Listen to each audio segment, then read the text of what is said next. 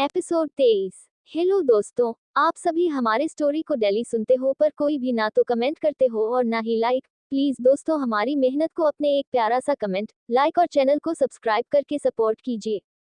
कहानी अब आगे। पूजा और रजत जब ये सब देखे तो एक दूसरे को देख हैरानी से पूछे, ये सब क्या है। तभी सुहानी बोली, ये सब पूजा दी के लिए है जीजू। आज उनका बर्थडे है तो हम सभी ने मिलकर उनके लिए ये सरप्राइज प्लान किया। तो क्या शाली साहिबा, आज पूजा का बर्थडे है?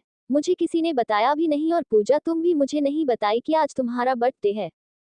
मुझे खुद भी कहाँ याद था रजत जी, जो मैं आपको बताती। पर सच में ये सब देखकर बहुत अच्छा लगा।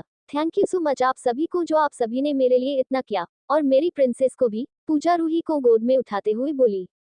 तभी सुहानी बोली, दिया ये ना, हमने एक छोटा सा केक ऑर्डर किया था, उसे काट दीजिए। क्या तुम लोगों ने केक भी मंगा लिया? पर मुझे एक बात समझ में नहीं आ रही है कि तुम दोनों हमसे भी पहले घर कैसे पहुंच गए। वो दिदू, हम शॉर्टकट रास्ते से आए तो थोड़ा जल्दी पहुंच गए। वैसे भी आपको सरप्राइज देना था रोज बस। तभी रजत थोड़ा हैरान होते हुए बोला, पर हमने तो तुम दोनों को वहां। वैसे तन्मय, क्या तुमने सुहानी से अपने। रजत अभी इतना ही बोला था कि तभी पूजा उसका हाथ पकड़ चुप रहने के लिए बोलती है, क्योंकि वो समझ रही थी कि ऐसे सबके सामने ये बात पूछने से दोनों थोड़ा अनकंफर्टेबल फील कर रहे थे। पूजा के रोकने पर रजत चुप रह जाता है और पूजा सभी के साथ केक कट कर सबको एक एक कर केक खिलाती है। फिर वो अपने कमरे में चली जाती है और बाथरूम में फ्रेश होने जाती है। लेकिन रजत जब कमरे में आया तो उसके दिमाग में कुछ चल रहा था और भी कमरे में अभी आया ही था कि फिर झट से कमरे से निकल बाहर चला गया और जल्दी से घर के सबसे ऊपर वाले छत की ओर चल पड़ा। चूंकि अभी दोपहर का ही समय हुआ था तो सभी खा पी कर अपने अपने कमरे में आराम करने चले गए थे। ऊपर से सुहानी भी सुरक्षित घर आ गई थी तो सबका मन काफी खुश था। पूजा भी बहुत अच्छा फील कर रही थी। पर वो जब कमरे में काफी देर से रजत को आए नहीं देखी तो खुद में सोचते हुए बोली, अरे इस वक्त रजत जी कहाँ है? वो आज ऑफिस तो नहीं जा सके लेकिन फिर भी काफी देर से वो कमरे में नहीं आए हैं। आखिर वो है कहाँ? खाने के समय से ही वो कहीं गायब से हो गए। एक बार कॉल करती हूँ। ये बोल पूजा रजत को कॉल करती है। रजत जो अभी छत पर पूजा के बर्थडे का सरप्राइज प्लान तैयार कर रहा था, उसका कॉल देखते ही छत से कॉल रिसीव करते हुए बोला, हाँ पूजा बोलो, क्या बात है? इस वक्त मैं कुछ ऑफिस का काम कर रहा हूँ। रजत जी कुछ काम नहीं था, वो आप काफी देर से कमरे में नहीं आए तो मैं सोची आप कहाँ है, बस इसीलिए कॉल कर दिया। वैसे आप है कहाँ? कहीं नजर नहीं आ रहे हैं। तभी रजत अपने मन में बोला, अरे अगर इसे पता चल गया तो मेरा सारा प्लान खराब हो जाएगा। फिर झट से बोला, वो मैं स्टडी रूम में ही हूँ और कहाँ होगा। अब मैं कॉल रखूँ? अच्छा ठीक है, पर आप अपना काम कमरे से भी तो कर सकते हैं ना, तो फिर स्टडी रूम में क्यों है? यहाँ पर आ जाइए, वैसे भी मैं अकेले बोर ही हो रही हूँ। पूजा अभी मैं नहीं आ सकता हूँ, जरा इम्पोर्टेंट काम कर रहा हूँ, तुम अभी आराम करो, मैं आता हूँ कुछ देर के बाद। ये बोल रजत कॉल रखा देता है, जिसके कारण पूजा उदास हो जाती है और बेड पर बैठकर खुद में कहती है, ये क्या बात हुई? इतना भी क्या जरूरी काम है जो कमरे में भी नहीं आ सकते हैं? आज मेरा बर्थडे है, वो मुझे अलग से विश भी नहीं किए। खैर छोड़ो, हो सकता है सच में कोई जरूरी काम होगा, मैं भी ना। पूजा ये बोल बेड पर लेट ही रही थी कि तभी रूही अपने हाथ में एक चित्र बनाए कागज को लेकर आते हुए बोली, मम्मा देखिए, मैंने आपके लिए ये बनाया है। आज आपका बर्थडे है ना, तो ये मेरे तरफ से गिफ्ट है। ये बोलते हुए वो कागज पूजा की तरफ बढ़ा खड़ी हो गई। पूजा ने भी उसके हाथ से वो कागज ले देखने लगी जिसमें उसकी, रजत जी और रूही की फोटो बनी हुई थी। ये देख पूजा मुस्कुराते हुए बोली, थैंक यू सो मच बेटा, सच में आपका गिफ्ट वाकई में बहुत ही सुंदर है। आपने ये खुद बनाया है? हाँ मम्मा, आपको कैसी लगी? रूही की बात सुन पूजा उसे गोद में उठा अपने पास बिठाती हुई बोली, बहुत बहुत सुंदर। अब आप यहाँ लेट जाओ, मैं आपको कहानी सुनाती हूँ। फिर पूजा रूही को कहानी सुनाने लगी और उसका समय उसी के साथ बीत गया और रात हो गई। चूंकि रजत छत पर सारा इंतजाम कर चुका था इसीलिए वो वहां से नीचे आ गए ताकि किसी को कुछ पता ना चले और सबके साथ में बैठकर खाना भी खा लिया। जब सभी खा खा कर अपन अपने कमरे में जाने लगे तो रजत पूजा का हाथ पकड़ उससे धीरे से बोला, तुम मेरे साथ चलो। पर कहाँ रजत जी, और आपने मेरा हाथ ऐसे क्यों पकड़ रखा है? देखो पूजा, पहले जहाँ बोल रहा हूँ वहां चलो, बाद में तुम्हें सब समझ में आ जाएगा। और प्लीज यहाँ पर सवाल मत करने लगा जाना, वरना सबको पता चल जाएगा। आपकी कोई भी बात मुझे नहीं समझ में आ रही है रजत जी। और आप ये रात में मुझे छत पर लेकर क्यों जा रहे हैं? पूछती हूँ तो कुछ बताते भी नहीं है। अब जल्दी चलिए और बताइए कि क्या बात है। मुझे नींद भी आ रही है, सोने जाना है। अच्छा सोने चले जाना, पहले मेरे साथ तो चलो। ये बोल रजत पूजा को अपने साथ सबसे ऊपर वाले छत पर ले गया और वहां पर जाने से पहले उसकी आंखों को अपने हाथों से दबा बंद किए हुआ था ताकि उसे सरप्राइज दे सके। जब वो दोनों वहां पर पहुंच गए तो धीरे से रजत ने उसके आंखों पर से अपना हाथ हटाते हुए बोला, अब तुम अपनी आंखें खोल सकती हो। रजत के कहने पर पूजा ने धीरे से अपनी आंखें खोली और जैसे ही उसने आंखें खोली सामने एकदम जगमगाता हुआ माहौल देखकर हैरान रह गई। वो छत पूरा झालरों वाली लाइट से सजी हुई थी, उसमें बीच बीच में फूलों की भी सजावट करी हुई थी और छत के एकदम बीचों बीच एक टेबल सजी हुई थी, उस पर ढेर सारे रेडीमेड खाने रखे हुए थे जो जो पूजा को पसंद थे। ये सब देखकर पूजा बहुत खुश हो गई और प्यार से रजत के तरफ देखते हुए बोली, ये सब आपने किया है रजत जी? नहीं, मैं क्यों करूंगा, वो पड़ोसी आकर किया है। रजत की मजाक सुनकर पूजा उसके कंधे पर हल्का सा मारते हुए बोली, आप भी ना। इस पर रजत कहता है, अब मेरी बीवी का बर्थडे है तो सरप्राइज भी तो मैं ही ना उसे दूंगा, कोई और थोड़ी ना देगा। कैसा लगा पूजा तुम्हारा बर्थडे का सरप्राइज? बहुत ज्यादा ही खूबसूरत है रजत जी। सच में मैं कभी अपना बर्थडे ऐसे भी सेलिब्रेट करूंगी सोचा भी नहीं था। इस पर रजत मुस्कुराते हुए कहता है, इतनी सुंदर लड़की का बर्थडे ऐसे ही सेलिब्रेट किया जाता है, समझी? अब बाकी की तारीफ तुम बाद में कर लेना, पहले ये केक जो कब से इंतजार कर रहा है एक खूबसूरत लेडी के हाथों कटने का, तो आकर इसे जरा काट दो। आपने केक भी मंगाया है, पर केक तो मैंने आज सबके साथ काटा ही था ना। वो तुमने सबके साथ काटा था, ये स्पेशली मेरी वाइफ मेरे साथ काटेगी, समझी? अब जल्दी से आ जाओ। पूजा ये सब देखकर बहुत खुश थी और उसे रजत पर भी बहुत ज्यादा प्यार आ रहा था। रजत उसका हाथ पकड़ उसके साथ केक काटते हुए उसे बर्थडे भी विश कर रहा था। पूजा का तो पूरा का पूरा ध्यान रजत पर था और वो बस उसे ही प्यार से देखे जा रही थी। ये देखकर रजत बोला, क्या इरादा है? इस तरह से कब से देखकर हूँ मुझे ही देखे जा रही हो। देखो मुझे कोई प्रॉब्लम नहीं है अगर ऐसा कोई इरादा है तो। रजत के ऐसा कहने पर पूजा शर्मा जाती है और वो रजत को हल्के से कंधे पर मारते हुए कहती है, आप भी बिल्कुल बेशर्म ही हो गए हैं, और वहां से जाने लगती है। लेकिन तभी रजत उसे अपनी तरफ खींच लेता है और उसके करीब जाते हुए कहता है, इतनी भी जल्दी क्या है जाने की, अभी तो पूरी रात पड़ी है। मुझे आपकी नीयत कुछ ठीक नहीं लग रही है रजत जी, मैं चली सोने। ये बोल पूजा धक्का देते हुए रजत को खुद से दूर कर मुस्कुराने लगती है। लेकिन रजत भी कहाँ कम था, वो दौड़कर पूजा को पकड़ लेता है और उसे अपने गोद में उठाते हुए कहता है, अब कहाँ जाओगी बीवी, अब तो नियत बिगड़ चुका है और जब तक इस दिल की बेचैनी खत्म ना हो जाती तब तक मैं तुम्हें खुद से दूर जाने भी नहीं दूंगा। ये बोल रजत पूजा को अपने गोद में ही उठाए रखता है और उसे प्यार से देखते रहता है और पूजा भी उसके चेहरे को बड़े ही प्यार से देखती है। फिर दोनों रात भर छत पर ही रह जाते हैं और वहीं कब सो जाते हैं पता ही नहीं चलता है। अगली सुबह जब सुहानी सबके लिए चाय बनाकर उनके कमरे में देने जाती है तो रजत और पूजा का कमरा खुला देखकर थोड़ा सोच में पड़ जाती है और खुद में बोलती है, अरे ये क्या, दिदू के कमरे का दरवाजा खुला हुआ है, पर दिदू तो नीचे आए ही नहीं है अभी तक, शायद अब निकल जी रही होगी, मैं जाकर चाय दे देती हूँ। ये हॉल सुहानी कमरे के अंदर चली जाती है लेकिन वो हैरान रह जाती है, बैठकर तरफ जब देखती है उसे एक पल ये ऐसा लगता है कि शायद कमरे में कोई है ही नहीं। अगर ये दोनों यहाँ नहीं है तो आखिर है कहाँ? ये सोचते सोचते सुहानी चाय का ट्रे लेकर कमरे से निकल ही रही होती है कि तभी पूजा और रजत एक साथ कमरे में आ रहे होते हैं, जिसे अचानक सामने देखकर सुहानी चौंक जाती है। पूजा सुहानी को अपने कमरे में देखकर झट से बात को संभालते हुए कहती है, अरे सुहानी तू आज इतनी जल्दी उठ गई? वो हाँ दिदू, नींद खुल गई तो सोची सबके लिए आज मैं ही चाय बना दूं, पर आप दोनों ये बाहर से कहाँ से आ रहे हो?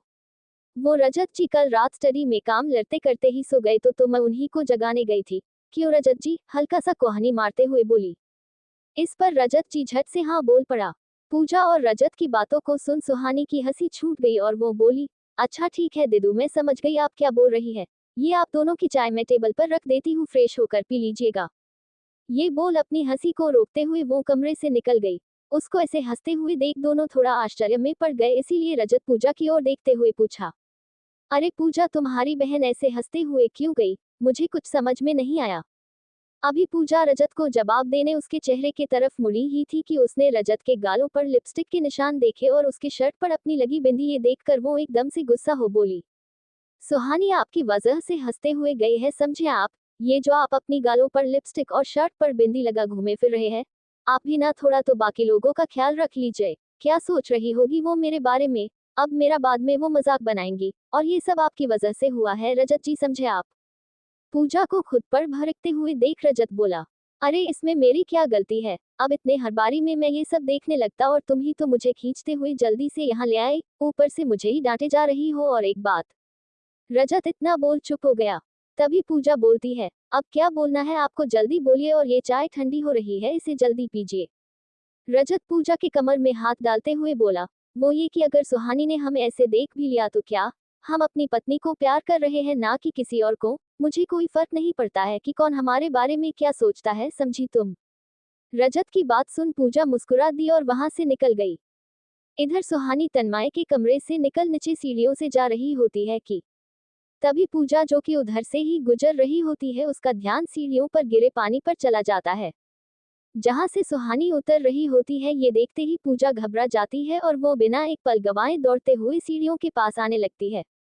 और जैसे ही सुहानी उस स्टेप पर अपना पैर रखने वाली होती है, पूजा उसे पीछे से खींच लेती है और इस चक्कर में पूजा खुद उस स्टेप पर चली जाती है, जिस वजह से उसका पैर स्लिप हो जाता है और वो पूरे सीढ़ियों पर गिरते हुए नीचे जमीन पर जा पहुंची, जिस वजह से उसके सर पर काफी गहरी चोट आ गई और वो बेहोश हो गई। ऊपर सुहानी एकदम सदमे की वजह से जस की तस खड़ी रह गई और कुछ देर के बाद जोर से चीखते हुए बोली, दिदू, दिदू। सुहानी की रोने और साथ में दिदू की पुकारने की आवाज सुन जो जहां से दौड़ते हुए बाहर हॉल में आ गए, और जब वो लोग वहां पर पहुंचे तो पूजा को जमीन पर बेहोश पड़े देख और सर से इतना ज्यादा खून बहते देख एकदम दंग रह गए। चूंकि इस वक्त रजत अपने कमरे में था और वो बाहर का आवाज नहीं सुन पाया था, इसीलिए उसे पता नहीं था कि बाहर हुआ क्या है, लेकिन जब सब जोर जोर से चिल्लाने लगे तो रजत के कानों में आवाज गई, अरे ये बाहर में सभी इतना शोर क्यों कर रहे हैं, क्या हो गया अचानक, जाकर देखता हूँ।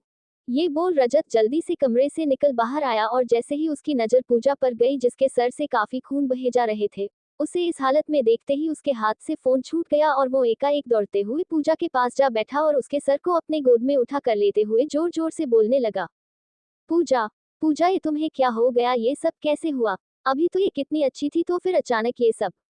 तभी तन्मय रजत को संभालते हुए बोल रहा था, भाई प्लीज इस वक्त आप ऐसे हिम्मत नहीं हार सकते हैं, आप पहले शांत हो जाइए और दीदी को जल्दी से हॉस्पिटल लेकर चलिए, इनके सर पर से काफी खून निकल रहा है। मैं कुछ नहीं होने दूंगा अपनी पूजा को, तुम बिल्कुल भी मत डरना पूजा, मैं तुम्हें अपने से फुर नहीं जाने दूंगा, मैं अभी तुम्हें डॉक्टर के पास लेकर चलता हूँ। ये बोलते बोलते रजत जल्दी से पूजा को अपने गोद में उठा लिया और गाड़ी की तरफ भागा। तन्मय भी जल्दी से गाड़ी में जाकर बैठ गया गाड़ी चलाने के लिए और वो सा निकल गए हॉस्पिटल के लिए। इधर रूही पूजा को उस हालत देखकर काफी डर गई थी, इसीलिए तब से रोए जा रही थी, लेकिन सुहानी उसे किसी तरह चुप कराने की कोशिश कर रही थी। तभी वहां पर कृष्ण जो अपने कमरे में इतनी देर से आराम कर रही थी आते हुए दुख जताते हुए बोली, यहाँ पर अभी जो कुछ भी हुआ मुझे उस बात का बहुत दुख है, लेकिन आप सब दुखी मत हो, मैं भगवान से प्रार्थना करता हूँ कि पूजा जल्दी से ठीक हो जाएगा। वो अपनी टूटी फूटी हिंदी में बोली, हाँ बेटा, हमारी पूजा को भगवान जी कुछ नहीं होने देंगे, वो तो सबका हमेशा भला करती रहती है, भगवान उसके साथ ऐसे नहीं करेंगे, वो ठीक हो जाएगी। और बेटा रूही, तुम्हें अपनी मम्मा पर भरोसा है ना, वो एक सुपर मम्मा है ना। इस पर रूही कहती है, हाँ दादी, पर वो कुछ बोल क्यों नहीं रही थी। इस पर सुहानी कहती है, रूही बेटा, आपकी मम्मा बस कुछ ही देर में ठीक हो जाएंगी, फिर वो आपके साथ बोलेगी भी और खूब बातें भी करेगी, पर इस वक्त आप रोना बंद करो, वरना जब आपकी मम्मा घर आएंगी और आपको ऐसे रोता देखेंगी तो कितना नाराज हो जाएंगी हम सब से कि हमने आपका अच्छे से ध्यान नहीं रखा। सुहानी रूही इधर उधर की बातों बहला लेती है, लेकिन मन ही मन वो सोचती है, पता नहीं इस वक्त दी की हालत क्या होगी। मुझे बचाते हुए दी ने खुद को मुसीबत में डाल लिया, इस वक्त मैं हॉस्पिटल जा भी नहीं सकती हूँ क्योंकि रूही और आंटी को इस वक्त मेरी जरूरत है। ये सब सोचते सोचते वो रूही को उसके कमरे में लेकर चली गई और उसे सुलाने की कोशिश करने लगी।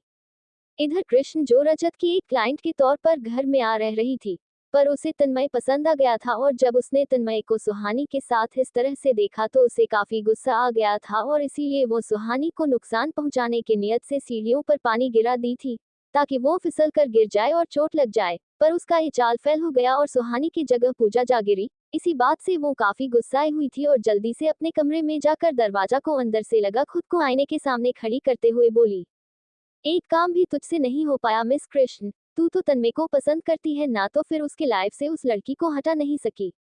ये सब सोच सोच उसका गुस्सा और बढ़े जा रहा था, इसीलिए वो ड्रेसिंग टेबल पर रखे सेंट की बोतल उठा नीचे फेंक देती है और उसके कांच को अपने हाथों में उठा उसे चुभते हुए खुद से बोलती है, मैं कोई आम लड़की नहीं हूँ जो इतनी जल्दी हार मान लूंगी। मैं एक बिजनेस वीमेन हूँ और मुझे जो पसंद आ जाता है उसे मैं लेकर रहती हूँ किसी भी कीमत पर, और तन्मय को तो मैं हासिल करके रहूंगी, by hook and by crook. ये बोल कृष्ण एक अजीब सी मुस्कान अपने चेहरे पर ले आती है। इधर रजत पूजा को अपने गोद में उठाए हॉस्पिटल में दौड़ते हुए अंदर चले जा रहा था और डॉक्टर डॉक्टर चिल्लाए जा रहा था। अरे कोई मेरी पूजा को बचाओ, देखो उसके सर से कितना ज्यादा खून निकल रहा है।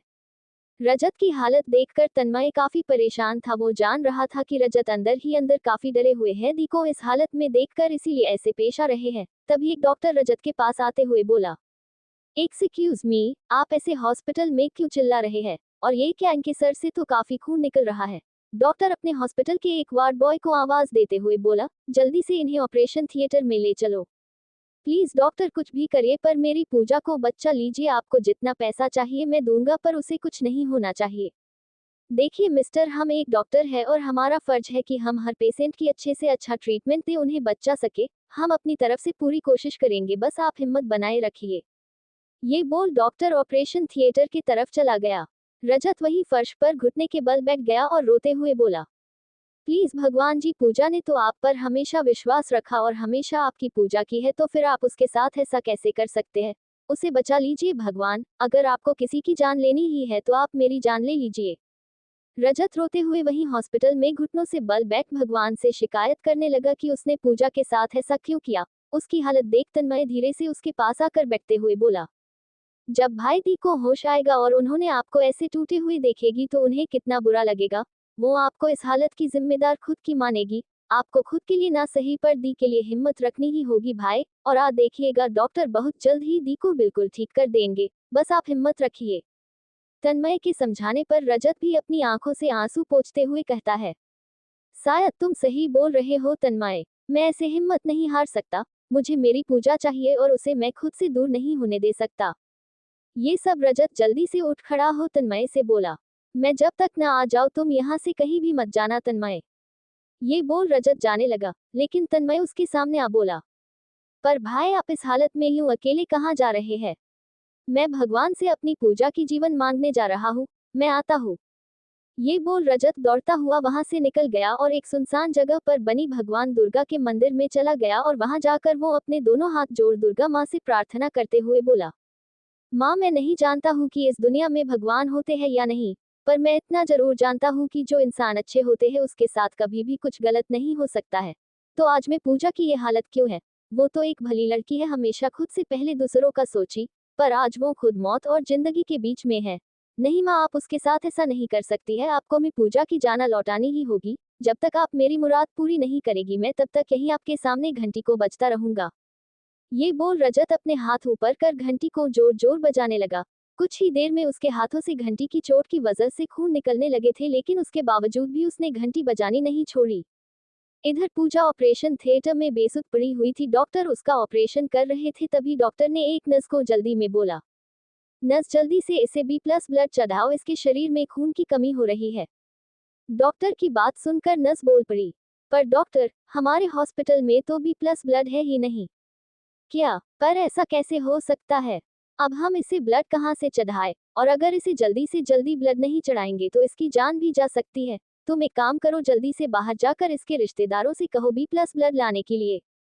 जी डॉक्टर, ये बोल नर्स भागते हुए ऑपरेशन थिएटर से निकली और तन्मय के पास जाकर जल्दी में बोली, एक्सक्यूज मी, देखिए आप जल्दी से जोकर B+ का ब्लड लेकर आ जाइए। इस वक्त हमारे हॉस्पिटल में इस ग्रुप का ब्लड अवेलेबल नहीं है और हमें पेशेंट को अभी के अभी वो ब्लड चढ़ानी है। क्या? पर इतनी जल्दी हम ब्लड कहाँ ले लाएंगे माँ? अब वो हम नहीं जानते, पर डॉक्टर ने कहा है जल्दी लाने के लिए। लेकिन तन्मय हिम्मत बनाते हुए बोला, अच्छा हम लाते हैं। ये बोल वो अपने सर पकड़ अपने मन में बोलने लगा, अब हम इतनी जल्दी कैसे ब्लड की व्यवस्था करें? भाई भी पता नहीं कहाँ है। एक काम करते हैं, उन्हें भी कॉल कर बता देते हैं, शायद उन्हें मिल जाए और हम भी देखते हैं। ये बोल तन्मय रजत को कॉल कर देता है और खुद भी ब्लड लेने चला जाता है। इधर डॉक्टर नर्स से कहता है, नर्स क्या हुआ, ब्लड मिला क्या? डॉक्टर, मैंने बोल तो दिया है पर लाने में टाइम तो लगा ही जाएगा। ओ माय गॉड, ये क्या क्या हुआ डॉक्टर? इसकी तो नब्ज काफी धीमी होती जा रही है। अब हम क्या करें? जल्दी से इसे बिजली का शॉक दो। हमें जब तक ब्लड नहीं आ जाते किसी भी तरह कर इसके धड़कन को चलते हुए रखना है। अगर वो धीमी पड़ गई तो हम इसे नहीं बचा सकते हैं। जी डॉक्टर, ये बोल डॉक्टर के कहे अनुसार नस पूजा को बिजली का शॉक देने लगी, पर एक दो बार वो उसके सहारे उठी पर फिर एकाएक उसकी धड़कन शांत हो गई और डॉक्टर उसके ऐसे शांत हुए देख बोले, ओ माय गॉड ये बोल डॉक्टर उदासी से ऑपरेशन थिएटर से बाहर निकलते हुए आगे बढ़े ही थे कि तभी रजत हाथों से खून बहता पैरों में बिना चप्पल के दौड़ते हुए ब्लड लाते हुए डॉक्टर को देते हुए बोला, ये लीजिए डॉक्टर, मैंने ब्लड ला दिया, अब आप जल्दी से मेरी पूजा को बचा लीजिए। आई एम सॉरी मिस्टर रजत, हमने अपने तरफ से बहुत कोशिश की पर ब्लड की देरी की वजह से हम उन्हें नहीं बचा पाए। I am sorry. ये बोल डॉक्टर रजत के कंधे पर हाथ रखते हुए वहां से चले गए। डॉक्टर की बात सुन रजत के पैरों तले तो जैसे जमीन ही निकल गई हो और वो वही जमीन पर गिर गया और उसके सामने पूजा के साथ बिताए वो हर पल याद आने लगे जिससे उसके चेहरे पर खुशी आ जाया करती थी। लेकिन तभी वो जल्दी से उठ ऑपरेशन थिएटर का दरवाजा खोल दौड़ते हुए पूजा के पास चला गया और उसके हाथ को पकड़ बोलने लगा, नहीं पूजा, तुम मुझे छोड़कर नहीं जा सकती हो, तुम्हें कुछ भी नहीं हुआ है। ये डॉक्टर ऐसे ही बोल रहे हैं, मुझे पता है कि तुम्हें कुछ भी नहीं हुआ है ना। तब तक वहां तन्मय भी पहुंच चुका था और उसे भी जब पता चला कि पूजा की जान चली गई है तो वो भी बहुत रोया, पर वो हिम्मत करके रजत के पास जो उसे संभालते हुए बोला, प्लीज भाई, आप इस तरह खुद को बेसुध नहीं कर सकते हैं। होश में आए, दीदी हमें छोड़कर जा चुकी है, अब वो आपके उठाने से नहीं उठने वाली है। तन्मय ने जैसे ही ये बात कही कि रजत एकदम गुस्से से उसके शर्ट का कॉलर पकड़ लिया और बोला, खबरदार, जो तुमने फिर ऐसी बात कही, मेरी पूजा को कुछ भी नहीं हुआ है, वो बिल्कुल ठीक है और जब तक मेरी सांसें चल रही है समझ लेना कि वो भी जिंदा है, अगर वो नहीं होती तो मैं भी ऐसे जिंदा खड़ा ना होता। फिर तन्मय को थोड़ा धक्का देते हुए पूजा को पकड़ पकड़ हिलाकर उसे उठाने लगा। तन्मय रजत की ऐसी हालत देख मन ही मन बोले जा रहा था, अब मैं भाई को कैसे संभालूं, ये तो अपने आपा में ही नहीं है और ये बात मैं घर वालों को कैसे बताऊंगा, मैं कुछ समझ नहीं पा रहा हूँ, आखिर करूँ तो करूँ क्या। वो खड़ा हुए अभी यही सोच रहा था कि बार बार रजत के हिलाने पर एक बार अचानक से पूजा के मृत पड़े शरीर में मानो जान सी आ गई और वो वही बेहोशी की हालत में लड़खड़ाती जुबान से बोली, रजत जी। पूजा को खुद का नाम लेते सुन रजत जहां एक तरफ खुशी से पागल हुए जा रहा था वही तन्मय हैरान था कि वो कैसे बोल सकती है। तभी रजत ने तन्मय से कहा, देखा देखा तन्मय, अभी पूजा ने मुझे पुकारा और ये डॉक्टर बोल रहे थे कि वो मर गई है, तुम जल्दी से डॉक्टर को बुलाकर लाओ, मेरी पूजा ठीक है। तन्मय भी दौड़कर डॉक्टर को ले आया और जब डॉक्टर इन दोनों के कहने पर पूजा का चेकअप करते हैं तो वो हैरान हो जाते हैं और हैरानी से कहते हैं, इट्स इम्पॉसिबल, ये कैसे हो सकता है। तन्मय डॉक्टर की बात सुनकर घबराते हुए पूछा, क्या नहीं हो सकता है डॉक्टर, ये तो बिल्कुल नॉर्मल है और इनकी धड़कन भी इतनी अच्छी तरह वर्क कर रही है, जबकि अभी कुछ देर पहले तो इनकी धड़कन बिल्कुल चलना बंद कर दिया था, तो ऐसा कैसे हो सकता है। इसमें हैरानी की बात क्या है डॉक्टर, ये सब भाई के प्यार की वजह से संभव हुआ है, जो दी को मरने के बाद भी वापस आने पर मजबूर कर दिया। तभी रजत कहता है, मुझे पूरा भरोसा था कि मेरी पूजा मुझे छोड़कर जा ही नहीं सकती है। फिर डॉक्टर कहते हैं, अब आप लोग कुछ देर बाहर वेट कीजिए, हमें एक बार इन्हें पूरी तरह देख लेने दीजिए। जी डॉक्टर, भाई आप चलिए। दोनों ऑपरेशन थिएटर से बाहर आ गए तभी रजत कहता है, तन्मय तुम घर में कॉल कर सबको इन्फॉर्म कर दो कि पूजा खतरे से बाहर है। जी भाई, मैं अभी कर देता हूँ। ये बोल तन्मय सुहानी को कॉल इन्फॉर्म कर देता है। जब सुहानी को पता चलता है कि पूजा अब खतरे से बाहर है तो वो उछलती हुई वह घर के हॉल में आ सबको जोर जोर से आवाज देते हुए बुलाने लगती है। सुहानी को इतना खुश देख यमुना जी बोलती है, क्या हुआ सुहानी, तुम ऐसे हल्ला क्यों किए जा रही हो बेटा। आंटी, वो इसलिए क्योंकि मुझे आप सबको एक बात बतानी है। क्या बताना है सुहानी मासी आपको। रूही की उदासी भरी आवाज सुन सुहानी उसे अपने गोद में उठाते हुए बोलती है, अब आप सभी अपने चेहरे पर से ये मायूसी हटा दीजिए, क्योंकि दिदू अब बिल्कुल ठीक है और डॉक्टर ने कहा है कि सी इज एब्सोल्युटली फाइन, मतलब कि वो खतरे से बिल्कुल बाहर है। सुहानी की बात सुन यमुना और रूही तो बहुत ज्यादा खुश हुए, पर मन ही मन कृष्ण गुस्से से चिढ़ी जा रही थी। एक तो उसका सारा प्लान खराब हो गया, ऊपर से जो मरने वाली थी वो भी फिर से बच गई। इस बात से काफी गुस्सा थी, इसीलिए उसके चेहरे पर हंसी के बदले परेशानी दिखाई दे रही थी। कृष्ण के चेहरे पर ऐसा रिएक्शन देखकर सुहानी मन ही मन बोली, ये मिस कृष्ण ऐसे क्यों रिएक्ट कर रही है और इन्हें दिदू के ठीक होने वाली बात सुन कोई खुशी भी नहीं हुई, पर अभी कुछ देर पहले तक तो काफी दुख दिखा रही थी। क्या करूं, एक बार जाकर पूछूं क्या कोई बात है क्या जो परेशान सी लग रही है। नहीं, इस वक्त रहने देती हूँ, इस बारे में बाद में बात करूंगी। ये सोच वो उस बात को अपने मन में वहीं छोड़ देती है। तो दोस्तों, आज के इस एपिसोड में बस यही तक। आगे की